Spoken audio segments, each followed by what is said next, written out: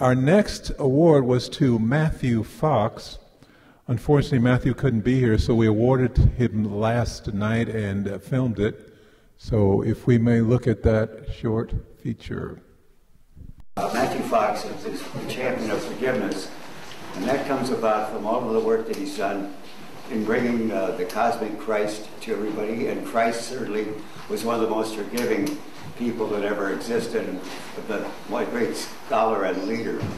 And so is Matthew. He's written 30 books, and he's been putting forth the mystic idea that we would go back to the beginning where Christ reigned, and we get away from the hierarchical, get away from the patriarchal, but come into the now and come into the beauty of a being like Matthew, who is open, and he's not just from the neck up, but from the total body. He believes that we can have a great humanity that lives and exists and evolves to what perfection it still has to go. In this, the man is amazing, and I'd like to thank you very much, Matthew, for being here. Thank you. And the Worldwide Forgiveness Alliance hereby honors Matthew Fox as a champion of forgiveness in recognition of his exemplary commitment to forgiveness, reconciliation, peace, and it's on this 5th day of August 12, 2012. I want to thank you very much for coming, and the title is fantastic.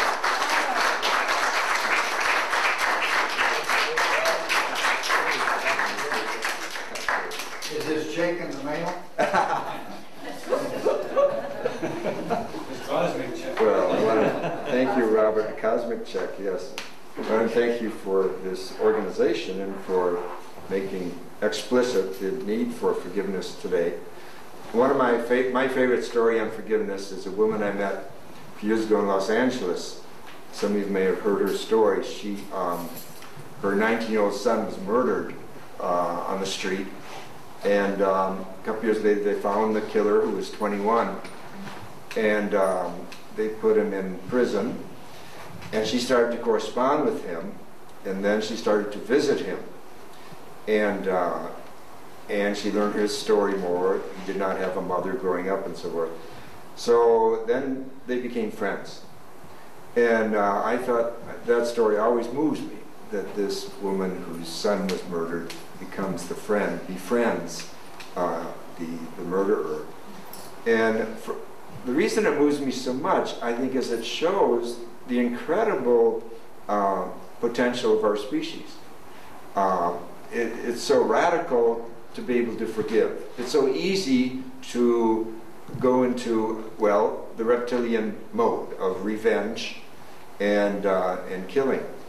I think that the whole movement of nonviolence, Gandhi, King, and so forth, is also a movement of forgiveness, because nonviolence by definition is this: you're already going to forgive the people before you meet them. You know you're going to stir them up and make them angry, and all the hatred's going to come out, but you have a plan that they're not going to get hurt, and you're going to absorb the hatred. So I think that there's a great lesson of forgiveness. But forgiveness is very complicated, because you're not forgiving. Gandhi did not forgive imperialism, and King did not forgive segregation, and so I distinguish between personal forgiveness and social forgiveness. You don't, justice is very important, and you don't want to forgive too soon or too early. You almost have to let the pus rise. You have to display how evil expresses itself. Put it up there. So I think forgiveness is really very complicated. Speaking personally, for me it's a journey. I'm not there, but I try to learn from many different sources and many different stories and people. But because I do know that forgiveness is another form of giving. It's a giving. And so it has something to do with generosity. And therefore it has something to do with creativity, because generativity and generosity are really the same words, So just like we did the grief thing, someone asked how does it relate to forgiveness. I think that generativity returns when you can forgive. Because if you're locked into a scene of hatred or unforgiving, your whole life wraps around that. The same is true as anger. If we get all wrapped up in anger, we can't move. You get all tied up in it. We get bitter.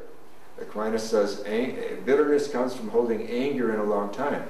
So one reason to forgive is just to liberate yourself and to get on with your life, which is always bigger than any individual damage that's been done to the soul, if you will.